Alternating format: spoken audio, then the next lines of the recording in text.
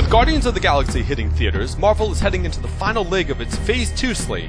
So let's catch up on what's been going on in the MCU. Spoilers obviously follow. Here's the story so far for Marvel's Phase 2.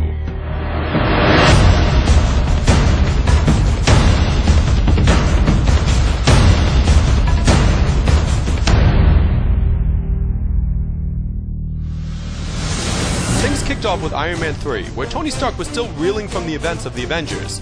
It seems fighting an invading alien horde, flying through a wormhole into space, and almost sacrificing yourself via nuclear explosion takes a toll on a guy. So he's built a ton of new Iron Man suits here because, you know, insomnia. Meanwhile, a new threat has emerged. A shadowy figure called the Mandarin has been orchestrating a series of terrorist bombings. Iron Man is pissed, and he issues a challenge to the Mandarin, which the villain takes him up on, promptly blowing up his awesome seaside mansion. And his cute little robots too. Luckily, Tony's AI Jarvis is able to get him to safety.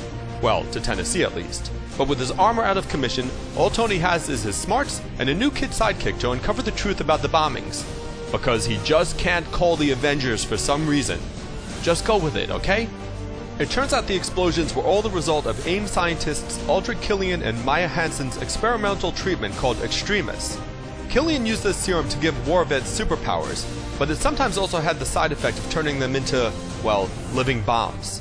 With this knowledge in hand, Stark makes his way to the Mandarin's headquarters, which he infiltrates 1980s action movie style, with a dab of MacGyver too. Only once he gets in, he finds that the Mandarin is just a confused actor playing a part. It was Killian who was the actual puppet master of the whole operation all along, at which point a million fanboys cried out in terror at this deviation from the source material. Side note, eventually the short film All Hail the King would reveal that Killian wasn't the Mandarin either, and that the real deal is still out there somewhere. Unfortunately, Tony also finds that his girlfriend Pepper Potts has been kidnapped by Killian and exposed to Extremis. Teaming up with his pal Rhodey, Tony is finally able to summon his fleet of Iron Man armors in a battle with Killian, which ends with a now superpowered Pepper taking the bad guy out for a change. Tony then destroys all his armor, has the shrapnel removed from his chest, fixes Extremis, cures Pepper, and recovers his cute little robots. Next up was Thor: The Dark World, which started with a flashback to a battle from ages ago. Thor's grandfather Bor is seen defeating the Dark Elf Malekith, who sought a powerful weapon called the Ether. Bor hides the Ether while the Dark Elf escapes to bide his time over the coming millennia. Back in the present, Thor's kinda sorta girlfriend Jane Foster is doing her scientist thing in London when she stumbles upon the long-hidden Ether, and promptly fuses with it. Bad idea. This leads Thor to finally return to Earth and Jane, which means he has to explain why he can manage to come back to hang with the Avengers, but not with his kinda sorta girlfriend. Still, the Thunder God makes up for it by taking Jane to Asgard to meet his parents, and to figure out this whole infected by the Ether thing. But the return of the super weapon also means the return of Malekith, who awakens from Cloud City Carbonite and stages a major attack on Asgard in search of the Ether. The Dark Elf and his servant Curse wind up fleeing without their prize, but not before they kill Thor's mom. At least we got to see how kick-ass she could be before she went. So now Thor must team with his estranged brother Loki to avenge their mother and also save Jane, and the universe in fact, for a rare cosmic event called the Convergence is conveniently approaching, which will link the 9 realms together and allow Malekith to destroy everything and send reality into darkness. Because if you're a Dark Elf, what's better than complete and utter darkness? The brothers confront Malekith on the Dark Elf's homeworld, with Loki sacrificing himself as Jane is freed from the Ether. But Malekith escapes, now having merged with the gooey superweapon himself. Thor promises the dying Loki that he will tell Odin of his brother's last act of bravery. He and Jane then head back to Earth where a final battle of realm-jumping craziness takes place, culminating with the God of Thunder quite literally taking his enemy apart, and a reminder that a Thunder God's best friend is his hammer. Once the dust settles, the Ether is sent to presumptive safety with the wacky alien the Collector. Thor chooses Jane and Earth over the throne of Asgard, and Loki is revealed to in fact still be alive and impersonating his father as king, because one does not simply kill off Tom Hiddleston. Next up is Captain America the Winter Soldier. Cap is now working for Nick Fury as a globe-trotting agent of S.H.I.E.L.D. with a spiffy new uniform. But while on a mission with fellow agents Romanoff and Rumlow, Cap realizes that Fury is keeping secrets from him. Cap confronts the S.H.I.E.L.D. director, who reveals Project Insight, a new initiative that came about in the wake of the attack on New York. 3 super helicarriers will soon be launched with the express intent of taking out threats before they can even become threats. This doesn't sit well with Captain Goody Two-Shoes, but there isn't much time to argue over it.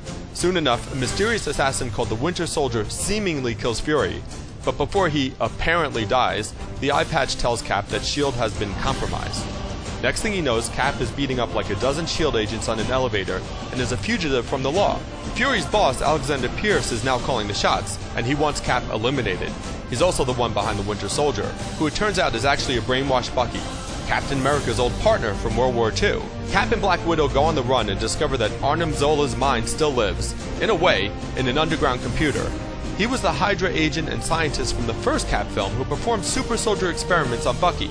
He turncoated and went to work for S.H.I.E.L.D. after the war, but in fact has always been supporting the Hydra agenda behind the scenes.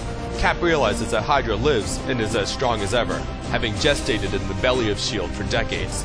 And Pierce is one of its senior members. Robert Redford as a bad guy? Mind blown. Side note number 2, this tied directly into the Marvel TV series Agents of S.H.I.E.L.D., which saw its status quo upended as Agent Coulson and his crew realized that Hydra was everywhere within their ranks. But back to Winter Soldier. Cap and Black Widow return to Washington, D.C., where they team with S.H.I.E.L.D.'s Maria Hill, an ex-para-rescue man with wings who we'll call the Falcon, and a not-so-dead Nick Fury. He got better. With Pierce about to launch Project Insight, a 3-way battle goes down. Cap disables the helicarriers and takes on his brainwashed friend Bucky. The Falcon faces off with Agent Rumlow, and Black Widow leaks S.H.I.E.L.D.'s classified database to the world in order to expose Hydra, while Fury takes out Pierce. With S.H.I.E.L.D. in pieces, Cap and the Falcon decide to track down Bucky. Fury goes underground to pursue Hydra, and Black Widow gets to act really cool in front of a Senate subcommittee. Meanwhile, off in a secret Hydra lab, Baron von Strucker is seen experimenting on 2 prisoners, the Scarlet Witch and Quicksilver. An age of miracles has begun, he says. This will no doubt come into play in the summer of 2015, when Avengers Age of Ultron closes out Phase 2. But first comes Guardians of the Galaxy, which truly takes the Marvel Cinematic Universe to the final frontier of a talking raccoon with guns. It's gonna be awesome. Oh, yeah.